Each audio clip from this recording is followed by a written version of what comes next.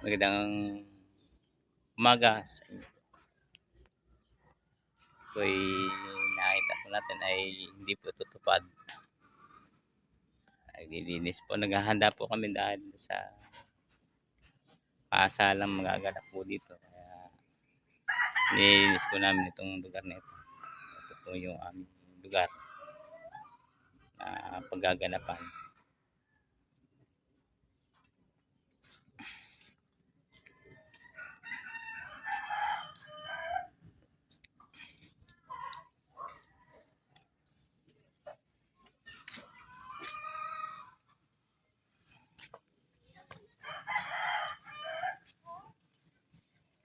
Ito po yung isa, nangangahoy.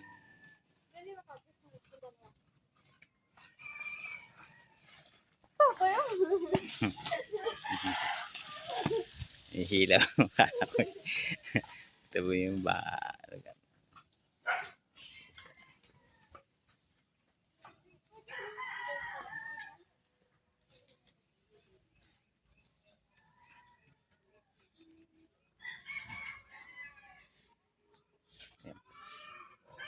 Yan po yung lugar ng aming pagdadaos.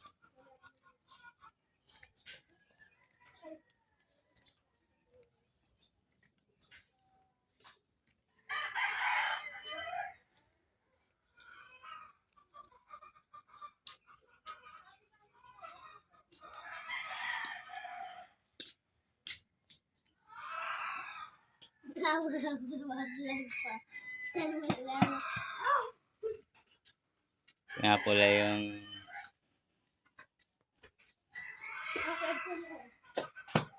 anak po ng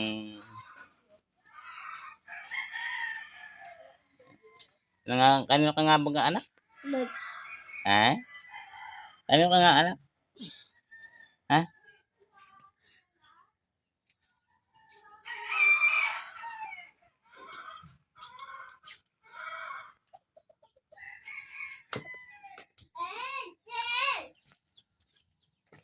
Dito po sa likod mo.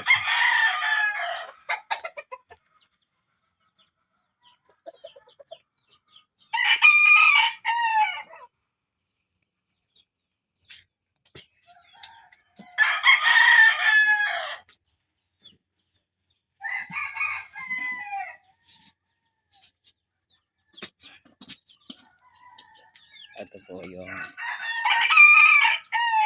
lugar ng aming paggaganapan pa ho uli na ibig sabihin pangalawang venue na magagawa dito po.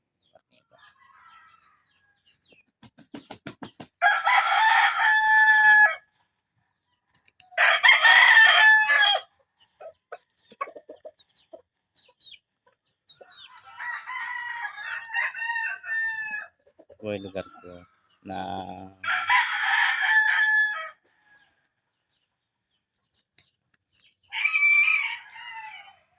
gagala ko po dito sa aming likuran ng aming bahay. Ito po.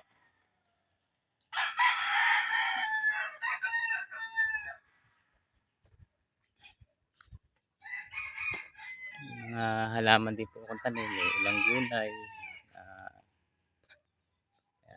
Mga gulay po din.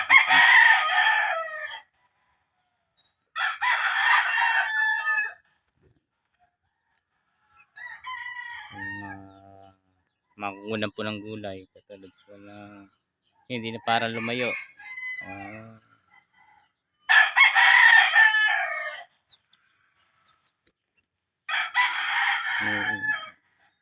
Pako. Naitatanim din po pala ito sa tabing bahay ang pako. Ayan. Subukan nyo rin. Ayan po. Para hindi na kayo mangunguha sa malayo. Nasa bahay pa lang, ari na. Hindi nga alam, kailan may daluyan ng tubig. Ayan.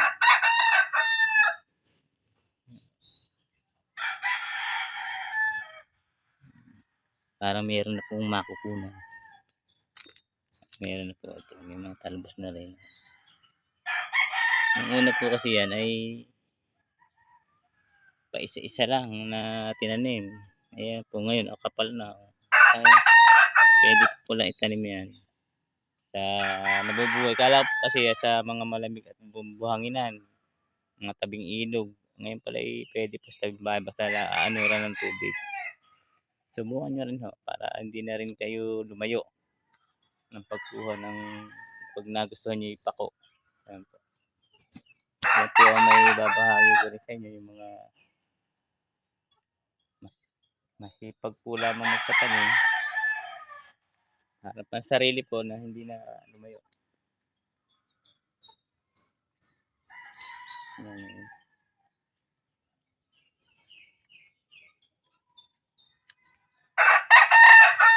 Kaya itong lugar ko po ito, aking talikuran ng bahay, ay pinupuno ko ng mga prutas.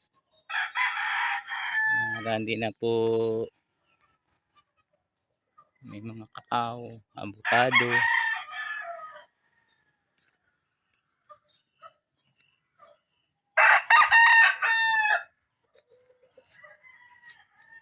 Po. Niyog-niyugan, ganito po, mga niyog-niyugan. Hindi ko yan pinapatay, ginagawa ko namin pangulam.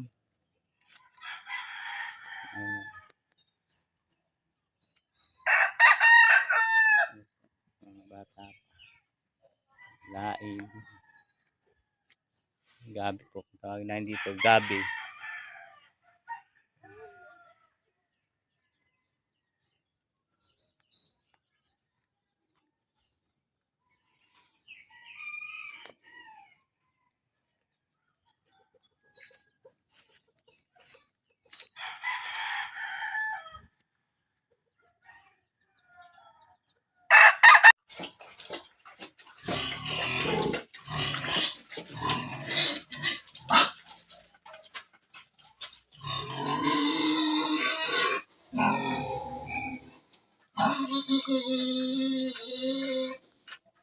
Ito po yung nakaparadang panghanda sa aking anak na lalaki po, aking lalaki.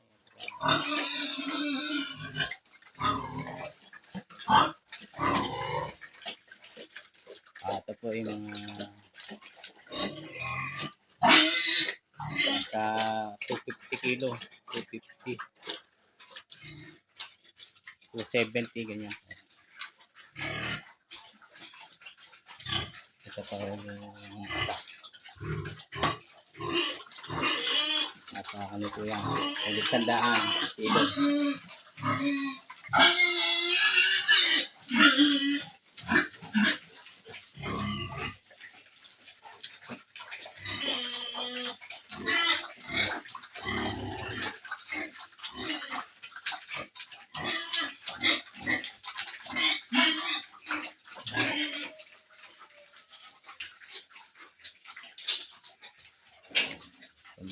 Buntis po kasi po.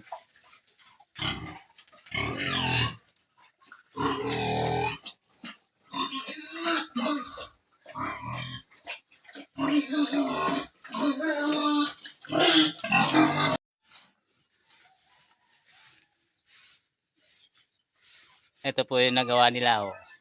Paghahanda po ng kasalan ay nililinis po yung palibot. Ito po yung mga masisipag na kung sa labas daw ay tupad. Dito po ay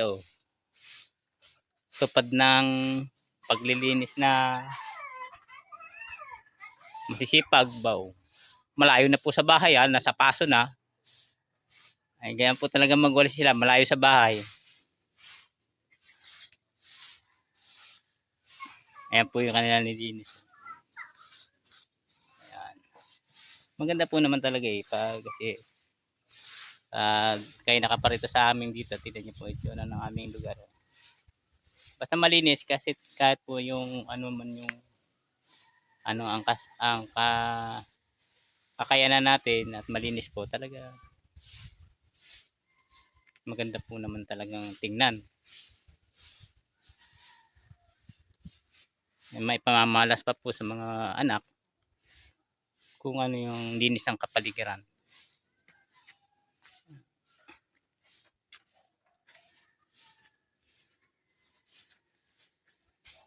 Ayun po yung isa. nakikipagtagaan po sa damo.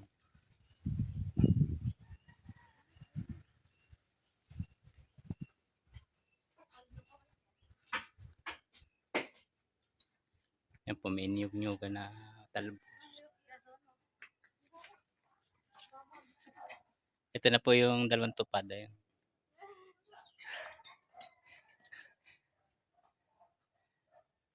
Linis na po.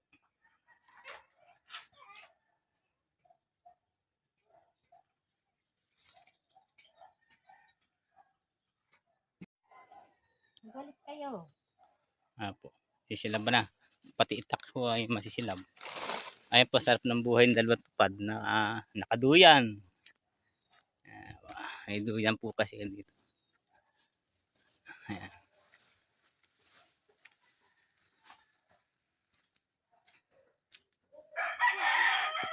Masarap ba magduyan? Ayan. Iduyan mo si Jasmine. Tapos kantahan mo. Tulog na, ganun.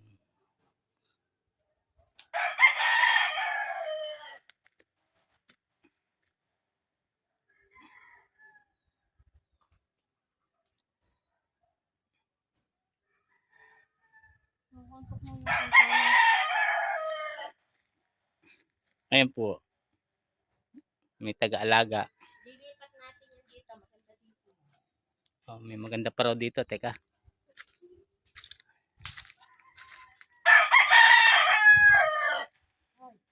Mr. Apple yung lalaglag. Ay, taas naman eh. Paano kaya ma-add yan? Ay, yung pa-adyon. Ay, may bunga oh. Oo nga tayo. Dami bunga. Hindi nga ma-add yun. I-adyon daw. Mataas. Ang dami hong bunga kasi nung Star Apple ay mataas masyado. Ne, tawag ka. Sino? Ano ba yan? Ay, pulang-pula na po yung tupad. Oh. Oo.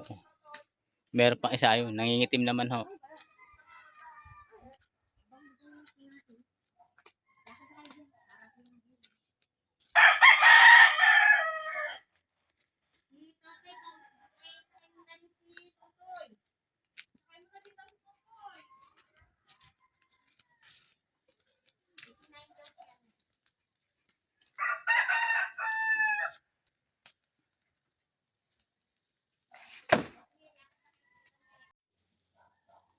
Ito po kami at naglilinis po ng aming kapaligiran dahil darating na magtatao po kung tawagin namin yung mga bisita na makita naman po yung nilis-linis po naman namin yung aming kapaligiran.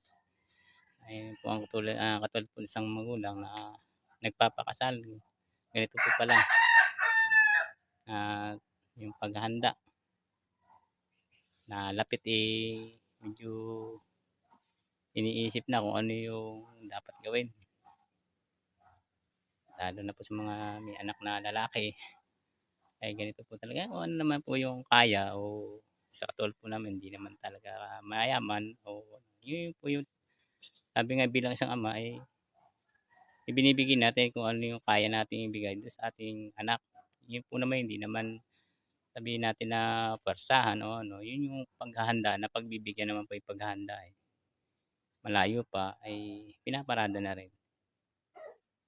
Simpleng buhay lang naman ho kami at hindi po naman maibigay lang po doon sa anak yung kanya kahilingan o yung kanyang katuwaan sa buhay na minsan lang nga naman kasalin mangyari habang buhay naman daladala na yun.